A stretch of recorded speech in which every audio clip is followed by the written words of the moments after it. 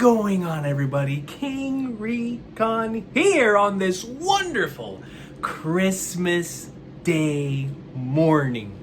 Ladies and gentlemen, thank you so much for taking time out of your Christmases or your holidays to come celebrate this gift that keeps on giving. In the best-selling manga in history today, I wish each and every single one of y'all the best of holidays, the best of New Year's, and a wonderful today with your friends and families. Nothing but the best to each and every single one of y'all. Merry Christmas, man. That's what we're gonna put on this Santa hat at the beginning, because not only is it Christmas Day, but it's Christmas almost every single Thursday and or Sunday that we get to come on here, or Saturday for the episodes, that we get to come on here and talk about the best-selling manga in history, whether it is the manga or the anime adaptation. But today, we're going to be talking about chapter 1070, but not just chapter 1070. We have an Odyssey trailer to watch. I've got to talk about the Wano English Dub that has come out this week and was a lot of fun to experience and go through before the second part of Act 1 releases next week. And then we finally have our hands on the One Piece Color Walk Compendium 3 that goes from the beginning of the New World to Wano. This is going to be a stacked Afterthoughts for the final Afterthoughts of the year.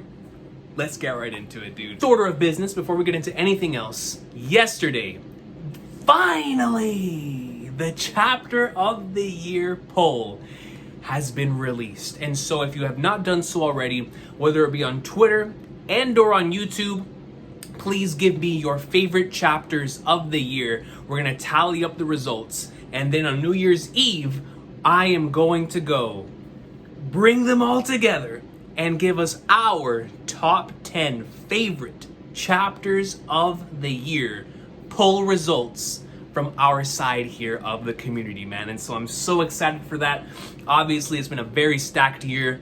Already, from what I've tallied up so far, the results are extremely varied. So by the time we get to the final results, I'm very much looking forward to seeing what actually ends up being in the top 10 for such a stacked year, man. But without further ado, let's get started. I want to save the Color Walk Compendium for last before we talk about chapter 1070. English dub for Wano is out, man. And it didn't really sink in until the title card appeared. And I heard Colleen Clickenbeard say the word Wano. And I was like, oh.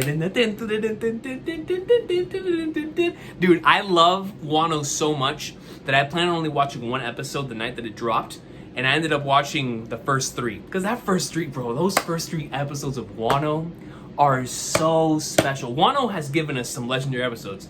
Favorite episode in the series that came out earlier this year. Other extremely legendary episodes in Onigashima. But the Wano half has some really, really special episodes, and I'll never forget the first time that like 892 and 93 dropped with like the brand new animation director, and they just look so incredible that now even watching the English dub, I'm just in awe of what Toei was able to do with the beginning of Wano, man. And so Act 1 has been a blast. Love Tama's voice actors. I think they did a great job for Tama. Loved hearing all the English voices again. It's been a minute because I was in the middle of my Whole Cake Island rewatch and I had to put a pause to it because I was catching up on a lot of other stuff. So I look forward to getting back on that. But I was like, hold up, Wano's out. I gotta watch my Wano, man. And then watching the Hancock filler as well from before Stampede. I really enjoy. I don't remember Hancock's English voice actress, but her voice actress is really good in English. And so having that dynamic once again, because Amazon Lily in the English dub was a lot of fun. When that season Voyage came out, I remember going through that and in preparation for Impel Down, and it was a blast going through that in the English dub. It was a great job by the English dub on Amazon Lily, and they did a great job with that filler as well. So Wano has been great in the English dub, and I'm looking forward to seeing more from it as we head into the next part of Act 1 coming out next week on December 27th, man. And so looking forward to more Wano. But without further ado, y'all, let's watch this Odyssey trailer, which apparently was some gas. I saw a picture of Rocinante actually being in the position where Luffy's supposed to be in, where he stops Doffy's. Oh, I was like, hold on, I gotta watch this trailer. I gotta live react to it. And so let's go ahead and react to that. And then before we talk about chapter 1070, boys, it's finally time. Y'all know how much I love my Color Walk Compendiums. We've gone through the others all here on the channel, the Recon's pieces. This is a Christmas edition, though. You already know. We got to go through the third one here, and so I'm very much looking forward to going through that. But before that, let's get into this Odyssey greatness. It is the, which one is it? The Memories, right? Memories trailer? Let me see. Memories. Right here. Full memory trailer. Let's go, y'all. Full memory trailer for One Piece Odyssey in 3, 2, 1. Let's jam. 1, 2, 3, 4, 5. The king. I can't wait for this game, dude. Someone who really loves English, I was about to say English dubs. Turn-based JRPGs.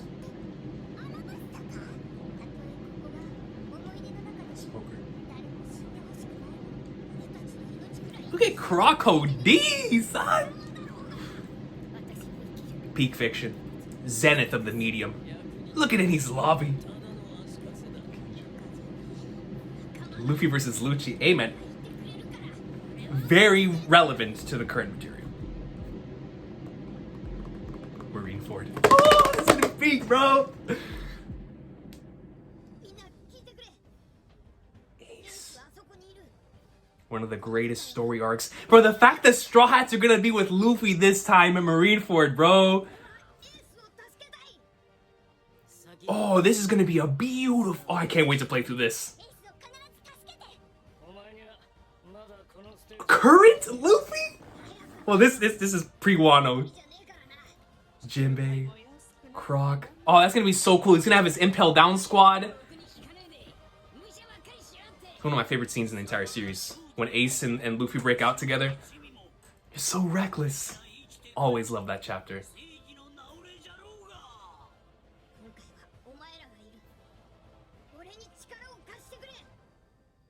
Dressrosa. Oh, that's a fire wallpaper, dude. You know, Dressrosa has such a special place in my heart, man, for so many different reasons. It's where we started doing videos. I feel like I'm just as nostalgic for the beginning of Dressrosa as I am for the arcs that got me into the series in the first place. This is the shot I saw. I was like, yeah. Oh, that's just rawness and swag. Luffy, Sabo, and Law?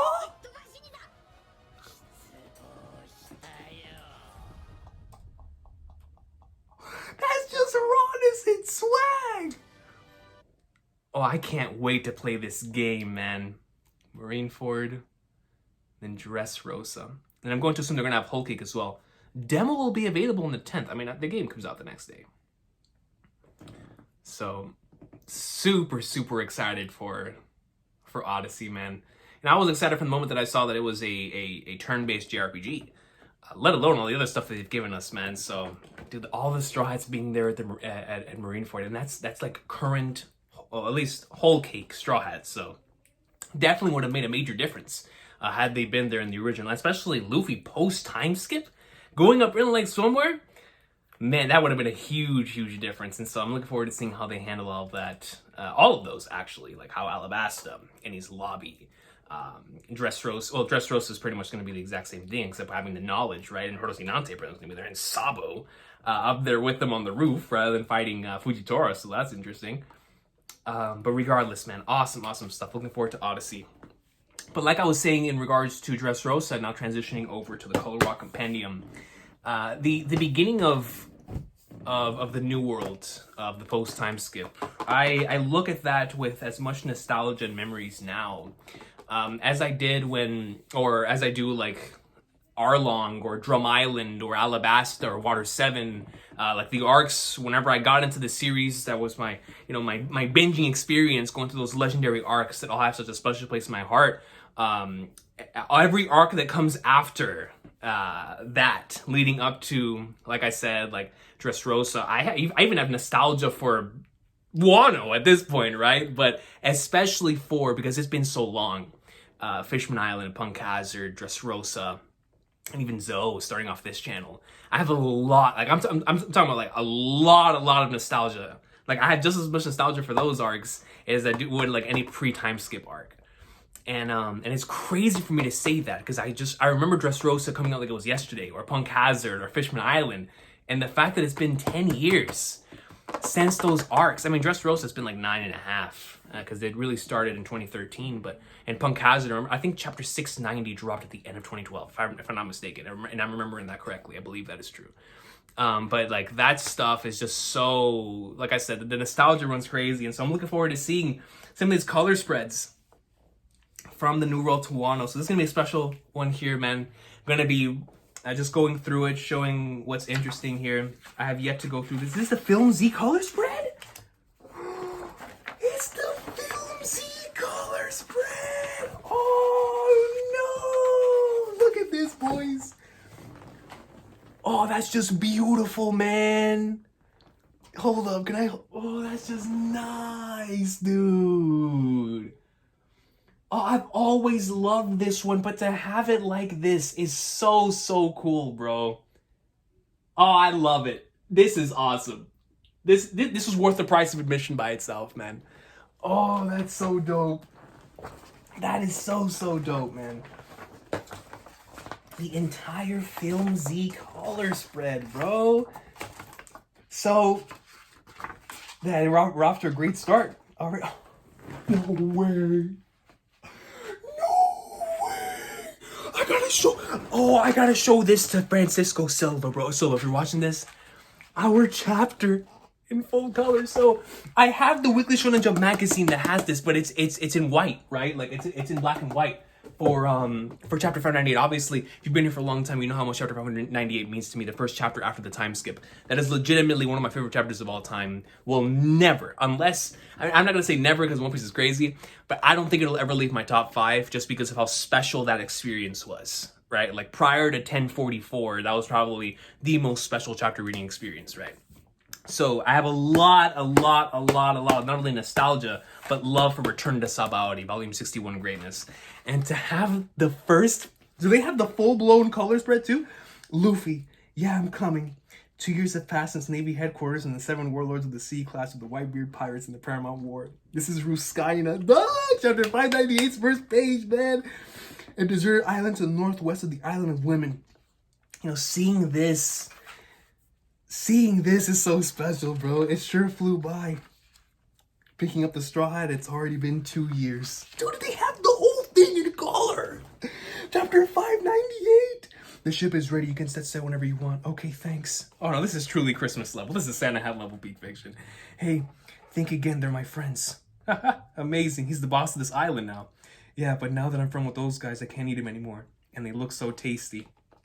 Don't worry, Luffy, I filled the ship with all your favorite foods. See how considerate I am. I think I'll make an excellent wife. You certainly will, Hancock. I'm not gonna marry you, but thanks for the food. I love your directness. Rayleigh left 6 months ago. I'll never forget reading that line for the first time. Rayleigh left 6 months ago, which means you've been by yourself for 6 months just training on stuff not even Rayleigh knows? Beak. He must be waiting for you at Sabaody. I learned all the basics in a year and a half. I guess it's time to say goodbye to you guys. One of the most iconic panels in the series right there. All right, let's go. The next thing that follows has to be the legendary color spread. Oh, if I could take this out and put it in my room, I would, man. I most certainly would, ladies and gentlemen. This is special. This is the Vince McMahon meme. This is special. The first couple of pages of chapter 598 in their originally intended colored pages, man. This by itself is worth the price of admission. I'm in love. I am in love, man. Oh, see right there. That was from the Weekly Shonen Jump issue that first had Luffy coming back after 2 years. In with chapter 598. This was the cover of that week's magazine to show Luffy in his post-time skip state with Rayleigh. It was just, man, dude, after 5 weeks, bro. October 4th of the year 2010, man. Just a special stuff, ladies and gentlemen. Truly the GOAT, man. So, got the chapter 598 color spread right here. The Weekly Shonen Jump cover, One Piece. Shot past the years, Luffy and the crew spent training. act begins. I hope this one was familiar for you. I depicted Luffy's growth by composing this piece with the same structure as the spread from chapter 1, which is the chapter 1-up, obviously. Then we have some more comments here. I drew this one when I was obsessed with collecting Dominique Gault's miniature town buildings. So this is going to be one that I'm thinking we're going to be looking at here soon. Because, some of those early post timeskip color spreads are some of my favorites in the entire series. A lot of the ones that we see in Hands Up, the opening 16, where they bring a lot of those color spreads to life. And obviously the One Piece anime has brought a lot of the color spreads to life throughout all of the openings, pre-timeskip and post-timeskip. But Hands Up did some of the most legendary post-timeskip ones. And so this one, I love this one so much. I use this one every week, y'all. With this version of Luffy right here, with the crown on his head. I've used this thing in like every thumbnail for like 3 years. That's a great color spread right there. Volume 61, Zenith Fiction, entering the year 2011, which is us also entering Fishman. Oh.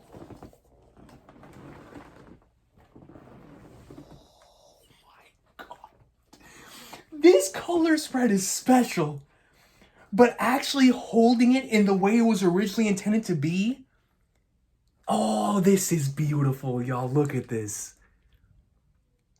Oh, man, this is peak. Just, dude. Gorgeous, gorgeous color spreads, man. I'm telling you, Oda and Fishman Island, man, his color spreads were on fire. Yo, Oda at the top of his game for the color spreads, where you just know he was having the time of his life drawing these, man. Amazing. Volume 62's cover right there, just incredible stuff. This is a really good one. This is one of the ones that Oda was talking about earlier. I have a lot of love for this one. It's been a wallpaper on my laptop before. That's a great one. And we have one of the regular color pages right here. And then we have some more comments. This was around the time of the terrible earthquake in eastern Japan. I drew remembering to the dead and pray for rebuilding. So this is one we're going to see soon from Punk Hazard. The Straw Hats are venturing down the river. Watch out, there's a waterfall up ahead. Just coming up to fall. This is another one that's also really iconic as well. And this one is also in the Hands Up opening. Whatever happens, Luffy's always having fun. And I love how Oda states that. Yeah, so this is the rebuilding one. This one is in Hands Up. That's just such a great color spread right there. Followed by volume 63, Greatness, right there. Gyokorde Plaza Awesome Sauce. This one is one of my all-time favorites. I did one of my favorite color spreads, like it's like a couple years ago, I think it was. And this is one of the ones I always bring up. I love this one. Everything about it. To me, this is just One Piece. Like there's certain color spreads that just, it is One Piece. Like this is one of those for me. I love this one with every fiber in my being, and seeing it in its originally intended form is just really special, man. I absolutely love that one. Got to go with the coat from one of the covers there. And then this one. It's a good one right here.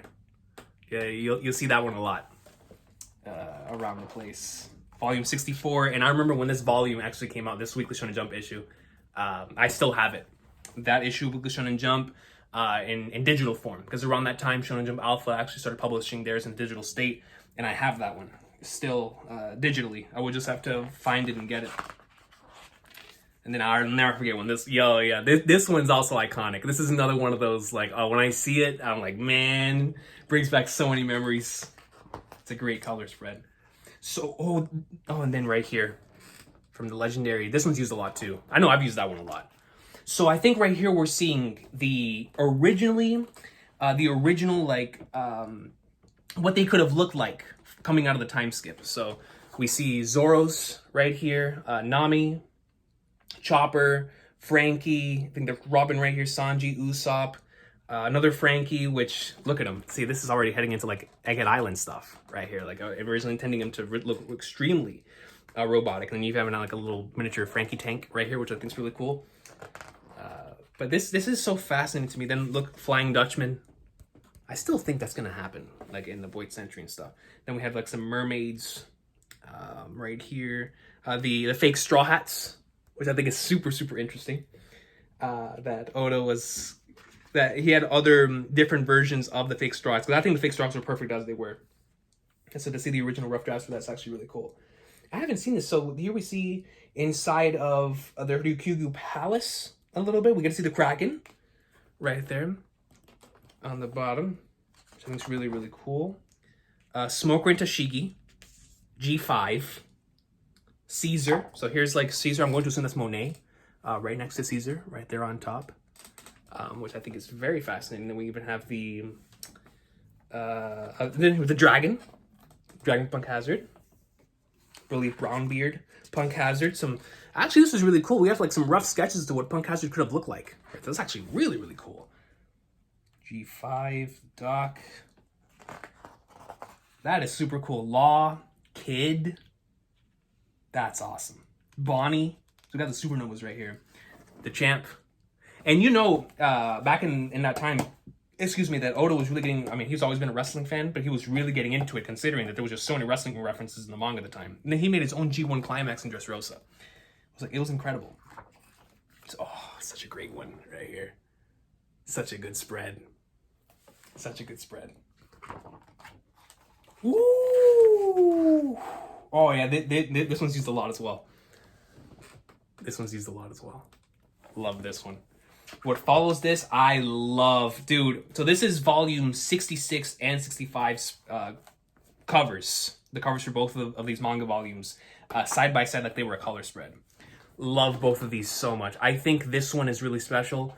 This is one of my favorites. Volume cover wise. Look at Luffy and Jinbei, man. It's looking so dope. That is awesome the way they put those two volume covers side by side like that. Oh, this one's a really good one too. This one's been used a lot. That's a really good one.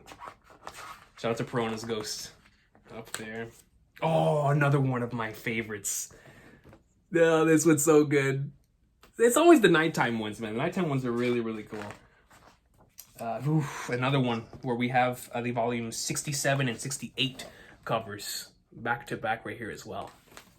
Great stuff. I remember when volume 67 dropped, it broke the records at the time for most sold single manga volume ever. It was around the time of the 15th anniversary of the series. His Film Z was coming out, and volume 67 just shattered a whole bunch of records, starting Punk Hazard. It was crazy. Another good color spread. Yeah, this one's good. Some good stuff right here. Good stuff right there, man. And then, oh no, dude, I love this one. So this is for the Sanji cookbook. Actually, I saw this at Books Milling the other day. I should have picked it up. But here you have all the Straw Hats. You don't get to see their faces, but you know exactly who they are. And I think that's a testament to Oda understanding and knowing his characters in the way that all of them are doing something different. The fact that Luffy's even reaching for Usopp's food and not on screen. The fact that Zoro's not even eating anything, he's just pouring a bunch of drinks. I think that's really, really cool, man. We love it. Punk Hazard. This was another Weekly Shonen Jump cover from back then. This is another one of the most iconic ones. This one is still used everywhere. Super, super iconic spread right here. Look at Shanks. Dude, I remember this is the first time I saw Shanks and Blackbeard post time skip. I was screaming. I was like, yo, the goats. And of course, this is heading right into Dressrosa. I believe this was the chapter 700 color spread, if I'm not mistaken. So a funny story about it. So it's right here's volume 70 and 69. This is whenever I started doing the YouTube stuff. And I remember when volume 69 dropped, this volume right here. I was working at a job where I was working so many hours. I just recently graduated and I was working a ton of hours. And I remember when this volume was dropping, I told my parents specifically, I was like, listen, there's no way that I can go without this volume. This volume, ladies and gentlemen, contains some legendary material. And I was like, I have to get this volume the moment that it drops. And so I remember being at work on a Saturday, and I told him, sent him a picture of volume 69, and I was like, y'all have to go get this volume. You have to, man. And them being the ghosts that they are, they got it to me, and I still have that very same volume to this day. And so because that was before Amazon, right? I had to go physically to either Books A Million or Barnes & Nobles or something, and so God bless them for getting me a volume 69 at the very peak of my hype for Punk Hazard, man. And so I believe this volume came out whenever Dressrosa was dropping, and I was like, I have to get this volume. And I remember when I first started the channel, I would always have this volume around because I love it. This is one of my favorite volume covers, at least. Just look at how goated Luffy looks. And so to have this blown up right here just looks so cool. Look at how raw that is. And I think they both fit side by side. you know, ending Punk Hazard and then starting Dressrosa. And like I said before, this particular section of the story is so nostalgic to me because, oh, I'll never forget this cover, dude. This is literally around the time when I started the channel. I have the color spread of when I started the channel. Hopefully it's in here. But this is right around there. And, man, I love this one, dude. In the Knights in Shining Armor, this is such a good one. This is such a good one, man. Oh, that's a great one. This one's for Film Z. That one's fantastic. Another Film Z one. Yes, sir. Oh, yeah, this one's great. Dude, I actually forgot about this one. This one looks really, really nice. Oh, even more Film Z. I remember this one from Weekly Shonen Jump cover. This one, I don't really remember this one, unless this was for some sort of promotional art. Yeah, we see. Goats. Exhibition. Some stuff right here. That looks really cool. Ooh, iconic. Iconic. I've used this one so many times. That one's iconic, man. Oda collaboration. Oh yeah, the collaborations. Jurocho San Goku Shi movies. Yeah, I do remember this. Oh, I'll never forget this, dude. When this came out and they had One Piece all over New York, because at the time One Piece was still really, really Naruto was still the dominant one over here, right? And so at the time when this came out in New York, I was like, yo! I wasn't even living in New York at the time, but I just remember everybody posting their newspapers, and I was like, yo, One Piece, Luffy's in New York. And now the other day, they have my dog in Times Square. So really, really crazy stuff. Wow. Yep, and the collaboration. 2010 to 2013, when there's a fight going on and one side says I win, but the other doesn't budge, insisting, no, I haven't lost, and the fight isn't over. But if one side says that's it, I've lost, then the winner is automatically crowned. The relationship between apprentices and teachers is kind of similar in the manga world today. Just because you worked as someone's assistant doesn't make you their apprentice. It's the moment that the assistant calls the artist sensei that you are teacher and apprentice. I have 3 teachers, and each one has taught me valuable lessons that make me who I am today. An apprentice is an eternal loser. For all of my life, I will never match my teachers. This is my 7th collection of color illustrations. Thank you for all your support. Go, man, Oda. Here we go to 2013. I have this color spread still on my wall. Still on my wall. This is not when I started the channel. It was a little bit before this. This is from 2014. But this is a really, really good one, man. Still have this poster on my wall to this day. To this day. Another good one right there. I always love whenever Oda goes to the sky in his color spreads. And that one's a great one. Volume 71, man.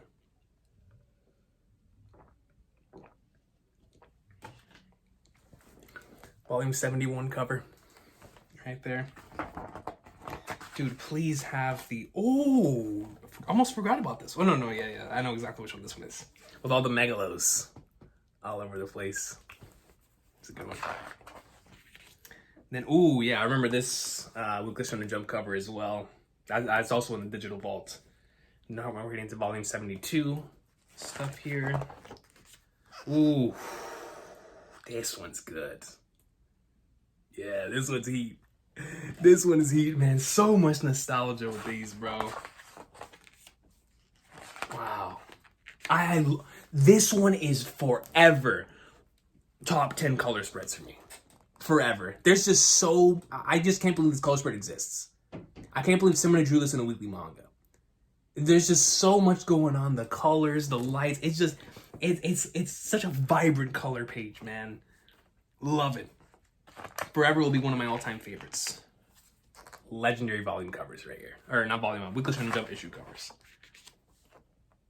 Yo, the one with the Luffy, bro. See, I'm telling you, Oda doesn't miss at night. When there's a night color spread, Oda does not miss. I mean, he doesn't miss in general. But this was just so good, dude. So good. Yep, this one was for a promotional art. This one right here. Don't remember exactly what the promotional art was for, but I do most certainly remember that.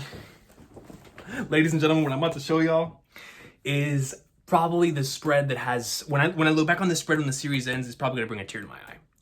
This is the spread from when I started the channel. For my first ever chapter review, for chapter 710. And I still have the manga panda version right up here on the wall. I'm gonna actually show it to y'all here in a second. Right there. Look at this. That's chapter 710's color spread. And let me actually go to the wall here and show this to y'all if I possibly can. It still has the verbiage. Oh, let me see. Right there, chapter 710. Chapter 710 towards Greenbit. And it has the manga here outlined from the top. Punk Hazard arc is coming to an end. The story moves on to its climax. Like, dude. Forever legendary stuff, man. That started a brand new era here in my household, bro. That's when we started the channel, man. And so, like I said, that color spread will always be special. Always have a special place in my heart. Can't stop looking at it, dude. Like, the journey that we've been on for the past 10 years. It started with this, man. Like, I remember when they added Kung Fu Panda Luffy into Burning Blood, I was like, oh, I thought it was, what was this color spread? Volume 73 Greatness will always have this in my memories as the one that has Sanji and Dofi. Oh, another one of the iconic ones right here. I've seen this one around so much, man. Man, this is so much nostalgia. Dude, I remember this volume cover. I actually had this on my, shout out to aging myself here, on the original, so on my iPod Touch. I remember having this as my cover, like the lock screen. And then my home screen was where Bleach was at the time, and one of the most iconic moments from that. And it was those two. This one is another one of my favorites, just because, especially at the time, I was really into Call of Duty. I mean, I still am, but I always call this the Call of Duty spread. And it's so good. Look at my boy Zoro, bro. Zoro, Nami, Luffy, they're just killing. Look at Robin. I mean, they're just killing it, dude. Look at Frankie, bro. He's ready for a war, dog. Oh, he's just looking super cool. Sanji, bro. Let's look at Sanji, dog. Like, come on, man. Usopp saluting like Big Boss. This is for volume 74? Can I must 75? I want to say, I think it was 74. I think it was 74. Great color spread, man. Just the Straw Hats hanging out. Ooh, speaking of Straw Hats hanging out, such a good one. Such a good one. And this one's from volume 76, right? Yeah, this is volume 76. This one is volume 76 here. And then, ooh, iconic. Iconic, man. This was for the popularity poll. I had the Ace, Sabo, Hancock, Bartolomeo. Just great stuff, man. Great stuff. Another iconic one. This one I've seen so much, bro. It's so good. Such a good color spread. Oda was on a different one with that one. This one's also extremely iconic. I think this is whenever Oda came back from his break, because I think this was the color spread that he drew whenever he was at the hospital, and Kishimoto was with him in the hospital. If I'm not mistaken, I believe that was the color spread for that one. Some more collaborations here. This was for the collaboration. I don't remember exactly what collaboration that is, but I do remember there being a collaboration at the time.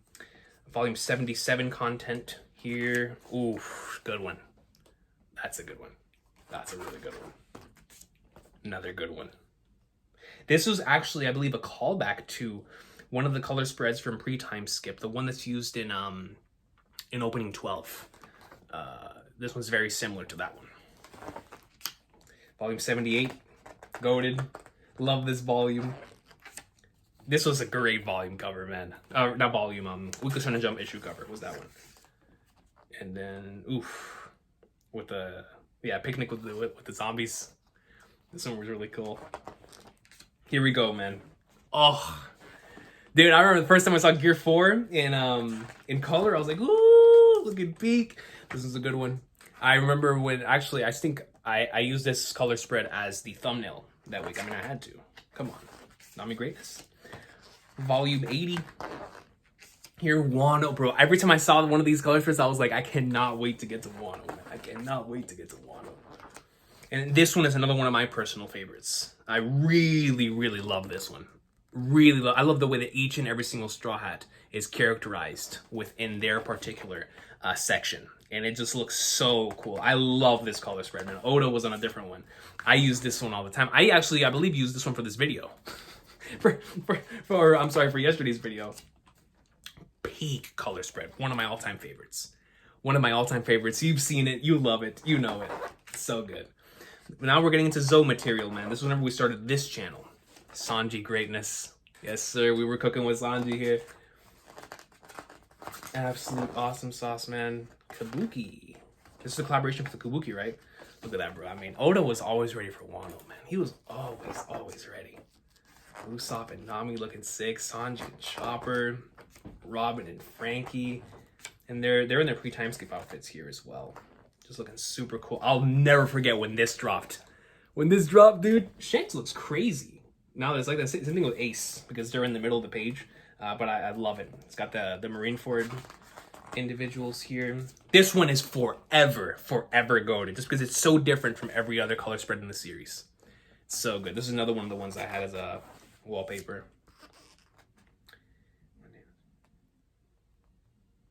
So, author's comment, I always wanted to be a manga artist even as a kid. One day I saw something a veteran artist had said that shocked me. He had written, it's more fun drawing manga as a hobby, you should make it your job. I was looking forward to becoming a manga artist back then, and that statement really ticked me off. He was a pro having fun and making a good living. He wanted other people not to do the same thing? What kind of advice is that? He was a master of the craft and I was just a kid. Please forgive me anyway, then I became a pro. Now I have a message for that master who has since passed on. See, it is fun. The business changes as the times do. So I can't speak in absolutes, but I'm having fun right now because of my reader support. So here's my 8th art collection. Thank you as always. Ichiro, mother flipping goat. Duh. So here we go, ladies and gentlemen, into Zoe. These color spreads look incredible. Within, like, the way they were originally intended to be looked at.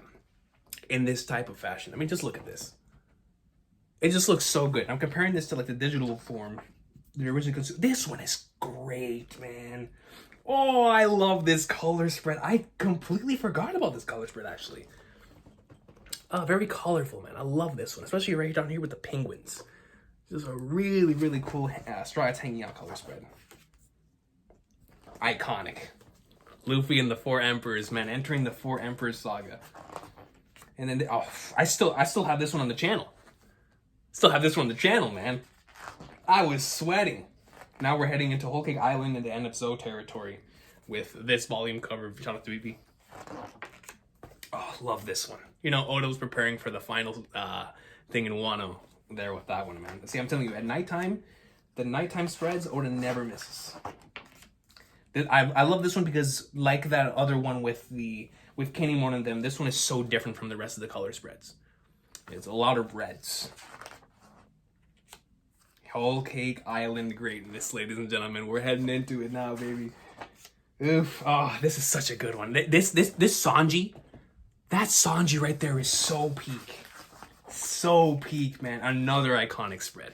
This one was for one of the anniversaries. I don't remember which one, but that was for one of the anniversaries. I think that was the 20th anniversary. So good. Just goated, man. Goated. The football one I always call is the Ice Shield.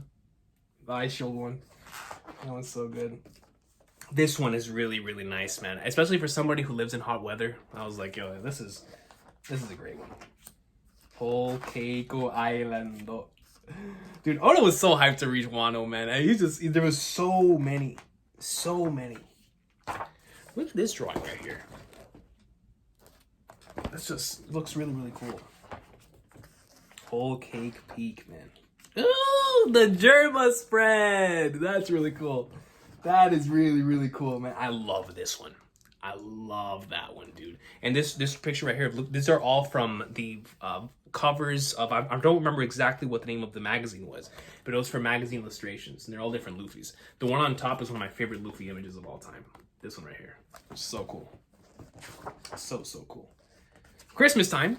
Hey, I need to have this as an AVI. An Avi. The pudding and Sanji. Shout out to my homegirl pudding, man. Whole Cake Katakuri. Anytime they're falling out of the sky or anything, it's always a good color spread. So shout out to that one. This one's great. Another popularity poll one. Let's look at Luffy and Hanker with the Rosinante. Anytime they do the popularity poll ones, it's always great.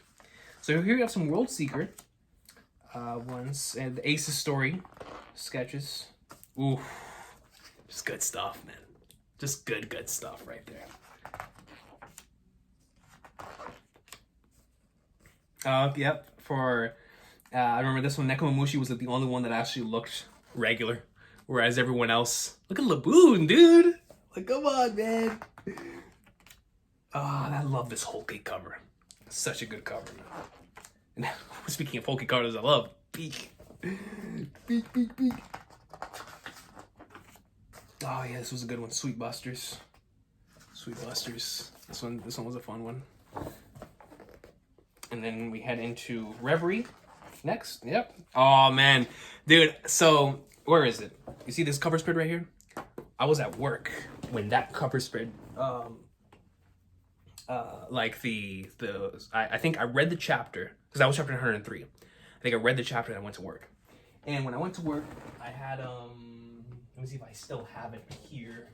It should still be around here. If not, then it's somewhere in the back. But I printed out that spread and I put it on top of one of the big behind books we had because it was signaling that we were heading towards the end of the series. And I was like, I need to have this recorded. And so after chapter 103 dropped, which was one of the best chapters of that year, legendary chapter. After I read that, I was like, I have to print this out. I have to, man. So I have it somewhere around here. But volume 90, one of the best volumes in the whole series, right there. It's phenomenal stuff. Nami flexing, as always. We love to see it, man. We love to see it. Zoro. Look at Zoro right here, bro. Being a sweat. Look at Zoro. Jesus. You love it, man. You love it. Oh, yeah, the sports one. I always loved how cool Robin looked in this one. Just super dope.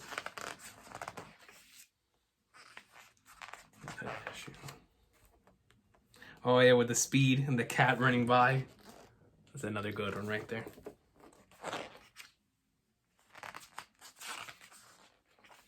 Ooh, that's really cool. They're back to back. These are for the Ace novels.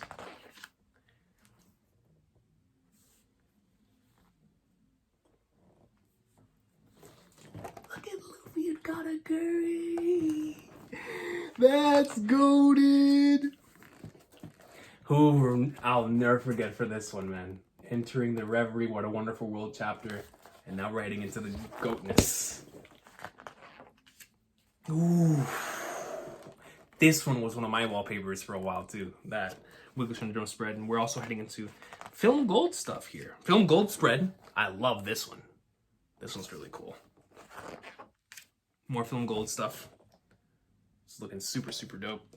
I love Nami's right there. Nami and Karina. I was about to mention this one. This one was really cool. Film Gold again.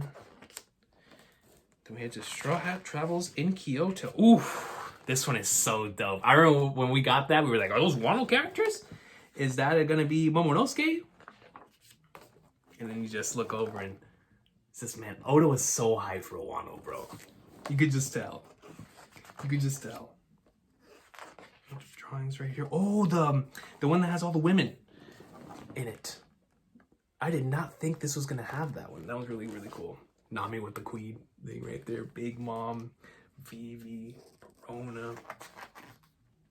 Hancock was super cool in that one. And I believe, yep, that's it. I believe that is going to be it.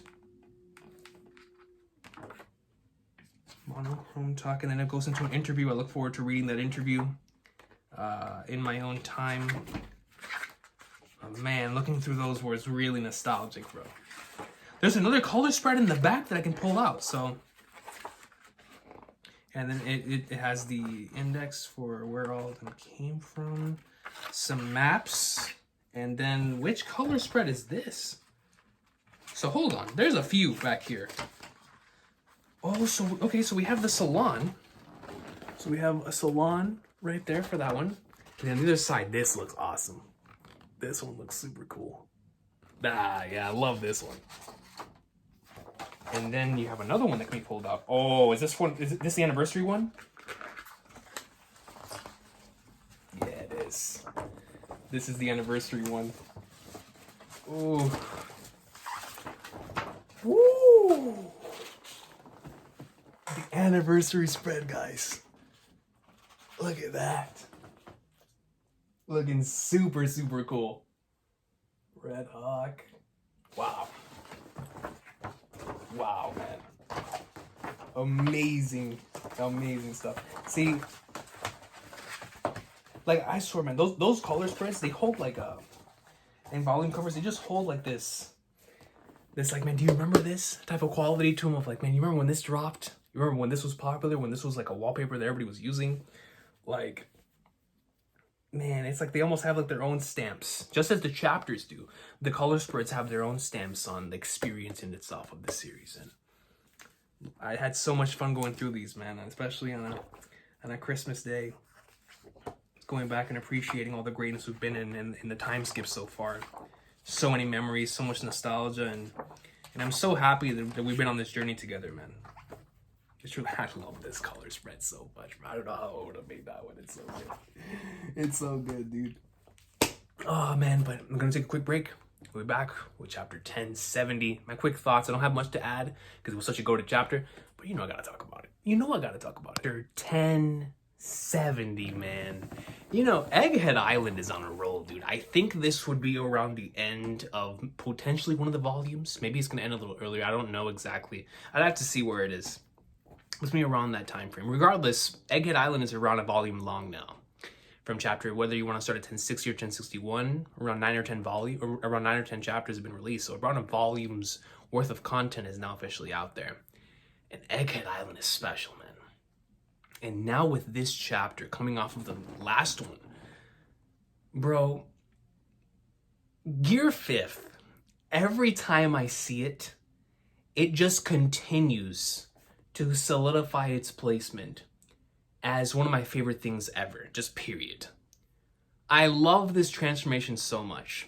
And yesterday, as a matter of fact, I was doing a lot of research into the creative process of manga artists and for my own personal use.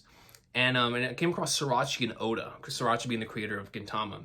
And I was looking through what they told like new and up and coming individuals, right, about their creative process and whatnot. And Oda was talking about when he first started creating manga, that what he would do is he would take those old classic Disney Renaissance films and draw them frame by frame. And when you see stuff like that, it really puts into perspective how long Oda's been waiting to draw something like this. Because considering that we all assume that Oda has been heavily inspired from the very beginning, something that really brought me into the series, right, was its unique art style, especially in comparison to other manga at the time and even still now today. It has a very distinctive look. And for Oda, we know how much he is inspired by stuff like old classic Rubber Hose animation, Looney Tunes, Tom and Jerry. He's talking about Tom and Jerry in the Detective Conan interview about being a massive inspiration and stuff of that nature. And so to see him exercising in this week's chapter, the Tasmanian Devil, and in his spinning, it's like you can hear the sound effect, the Wile E. Coyote with Lucci coming out of the wall. I was like, no, this is crazy. Then you get, I don't know if it was intentional, but Luffy coming out of the ground looking like a Cuphead boss. Whether he's Cuphead or Luffy Pac-Man, is still absolutely insane. The amount of different things he's able to do here. And my favorite attack is actually as a wrestling fan. Whenever he creates WWE type ropes, TNA, ECW, WCW, and New Japan Pro Wrestling, All Japan Pro Wrestling, Ring of Honor, any type of pro wrestling that you like watching, he goes off of the rope and he goes in for a gore, a spear, an edge level spear on this man, Lucci. Not only does he do that, but before he does it, he puts on the people's sunglasses like he's The Rock. And he just delivers the nastiest people's elbow. Calls it the Gomu Gomu no Boomin' White, which is actually the Dawn. Gomu Gomu no Dawn Rocket. And I think that whole Dawn thing is so cool. And I look forward to seeing what else Gear 5th is like. What would a Gear 5 Dawn Gatling look like? I think it would look insane, right? Like Dawn Gatling, a Dawn Hawk, Dawn Elephant Gun. Now, when we see these attacks from the beginning of the series come back, I'm going to be extremely excited to see the way it's pulled off, because now we're seeing Oda exercise his creative freedom to the utmost limit with Gear 5. I mean, this was an extravaganza in the likes of like chapter 1045, where we just saw so much insanity. Dude, when this man Luffy ate the rubble on the ground and spit it back out like a machine gun, I was like, he's just a fighting genius. He's a fighting genius. takes the tubes, which in of themselves are a Futurama reference. So shout out to Joe for telling me that. I was like, oh, that's super cool. That's factual. And he just bounces off the ropes, goes down, hits the people's elbow while putting on the glasses. He created the glasses from his hair. Like, what a goat. What a goat. And that panel is iconic, man. With Luffy with the glasses, I love that panel. And so the coolest thing for me there was just the fact that once Luffy started exercising these brand new techniques, Lucci didn't stand a chance. And I have so much respect for Lucci in the fact that even though he got destroyed in awakened form by Gear 5 Luffy, he still got back up and said, we gotta finish the mission. We gotta keep going.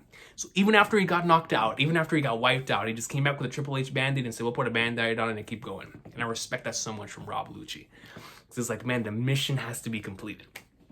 And so it's like, that's just so cool. But that was, as far as like for me, obviously going into chapter 1069, one of the things I was looking forward to seeing the most, on the same level as finally is being able to see these part-timers I love so much, like the Crocodiles, the Shanks, the Mihawks, Vivi, Sabo, like Dragon, these characters that I'm very much looking forward to seeing their interactions, their presence in the final saga. I was looking forward to seeing the next time Luffy would use Gear 5 as so much. I was like, yo, I cannot wait for this transformation to happen again.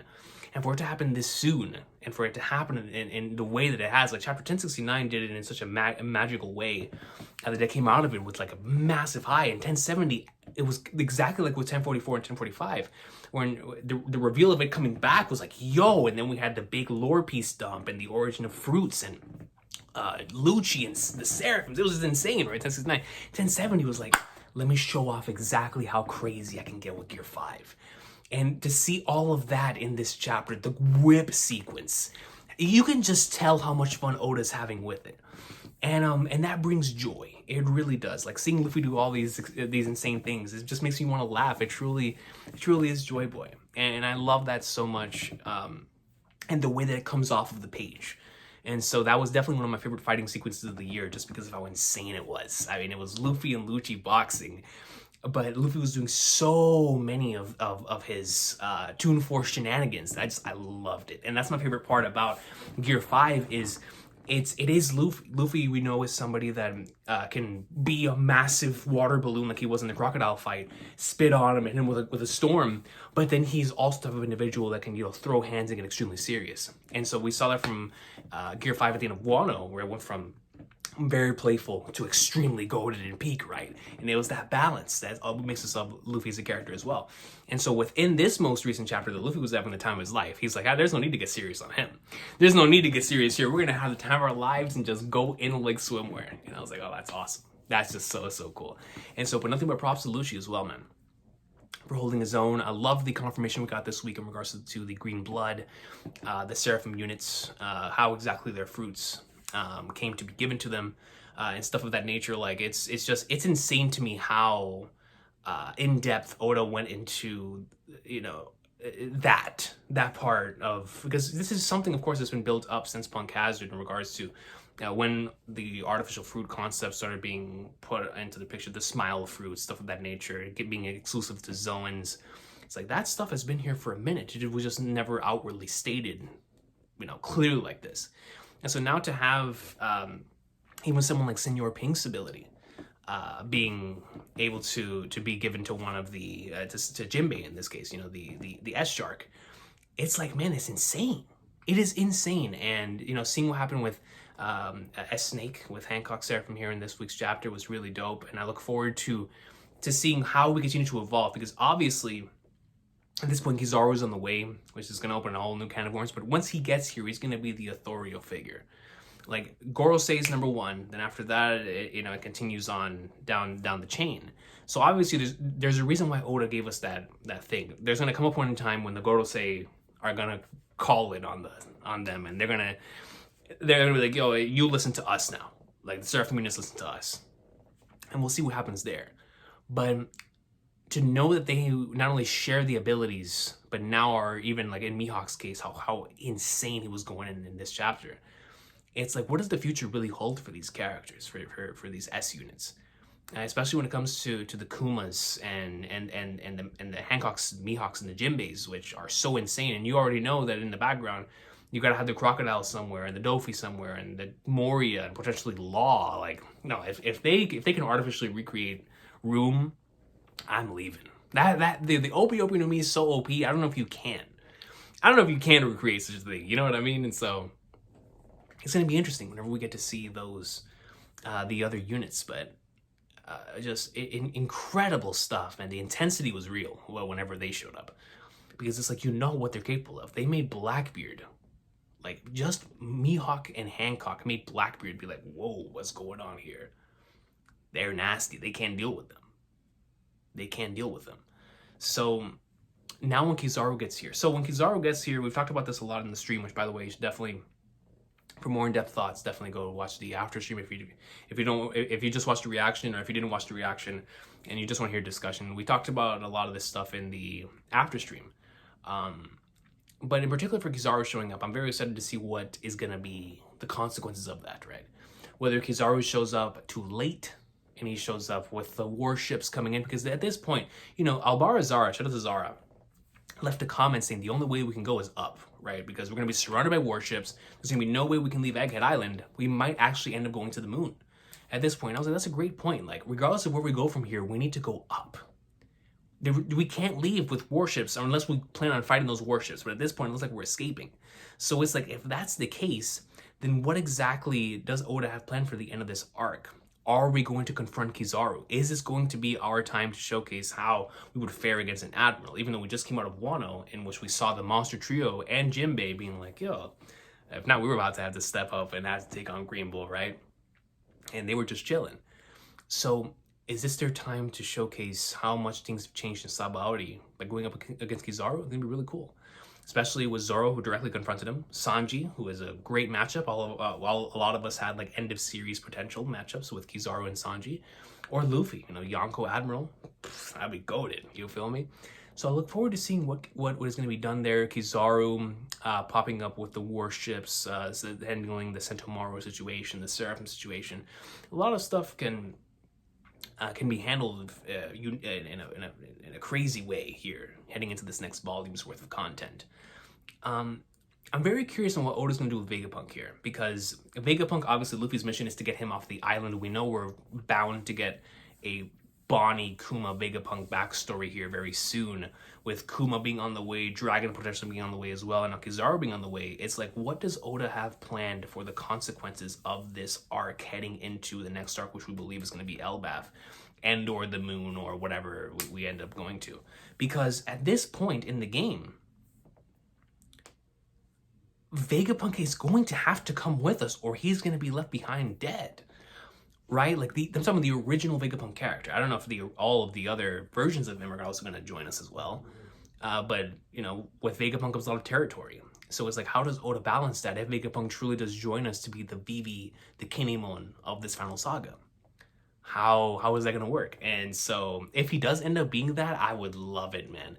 But it's just, there's so much in there that I feel like something's going to happen, right? That's going to stop that from happening. But if he truly does end up joining, at the very least, as one of those members that's on the crew to take Vegapunk to a specific location, I'm completely down with that as well, man. I mean, Vegapunk's such an awesome character and provides so much for the overall context of the series that it's just, it's Vegapunk. Come on, man. I still can't believe that we're actually seeing Vegapunk on a regular basis, right? This character we just kept hearing of, now we're actually seeing him regularly. But for him to continue giving us these crazy pieces of information and exposition, it's like, man, it's insane. So I wonder what Oda has planned with Vegapunk heading into the escape, the end of this arc.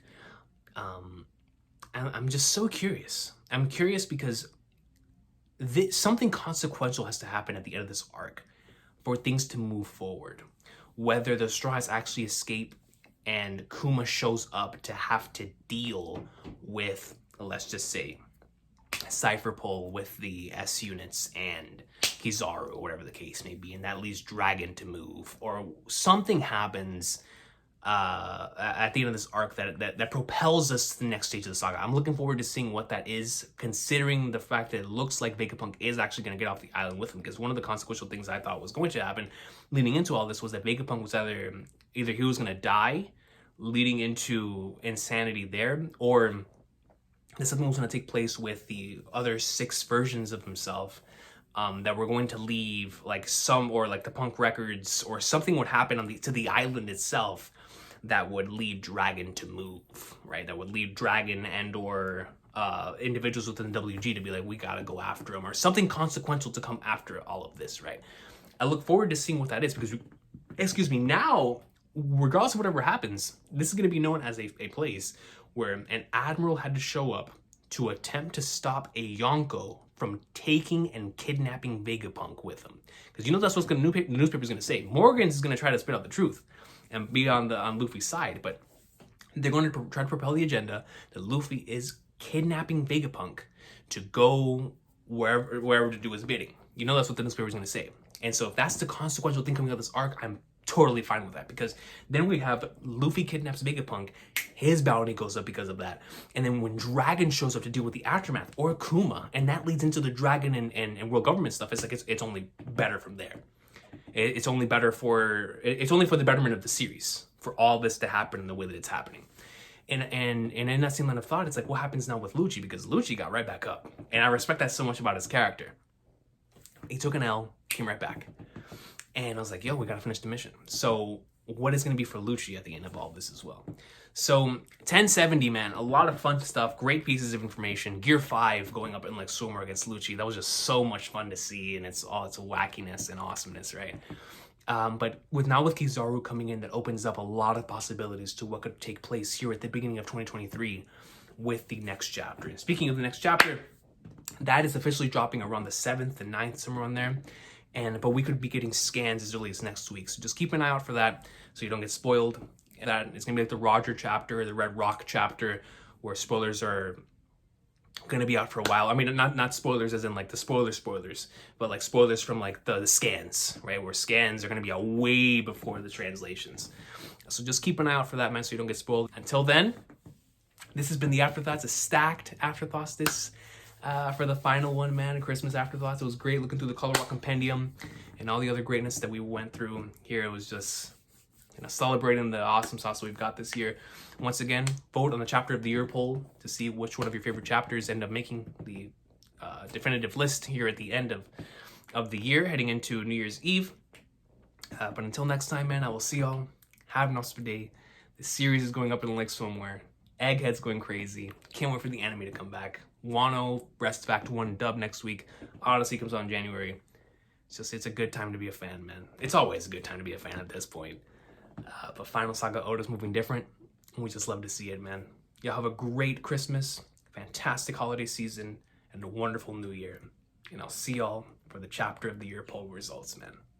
Take care.